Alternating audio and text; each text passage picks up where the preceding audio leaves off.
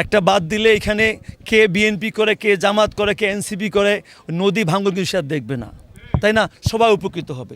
আমাদের তারেক রহমানের সরকারের নির্দেশনা এটাই যে আমরা সমৃদ্ধভাবে বাংলাদেশ গড়ে তুলতে চাই এবং সমৃদ্ধভাবে আমাদের সমস্যাগুলো আছে সেই সমস্যার সমাধান করতে চাই। কুড়িগ্রামে আগামী দিনের জন্য স্থায়ীভাবে আমরা বাঁধ নির্মাণ করতে পারি, এই জন্য দুইটা প্রকল্প হাতে নিয়েছি।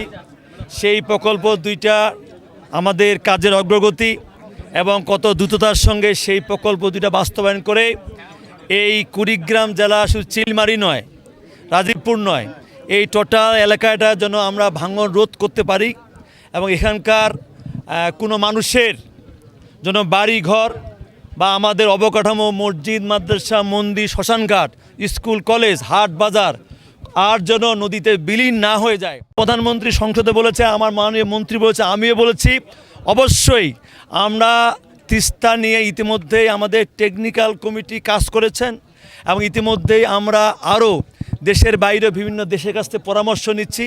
কারণ একটি প্রজেক্ট কিন্তু একদিনও হবে না, আমাদের সরকারের মেয়াদ কেবল 5 মাস হলো, আমাদের কিছুদিন সময় দেন, ইনশাল্লাহ আমার অল্প কিছুদিনের ভিতরে আমরা তিস্তা যে মহাপরিকল্পনা প্রজেক্ট, সে প্রজেক্টটি আমরা বাস্তবায়নের কাজ পাইলট হিসেবে শুরু করব।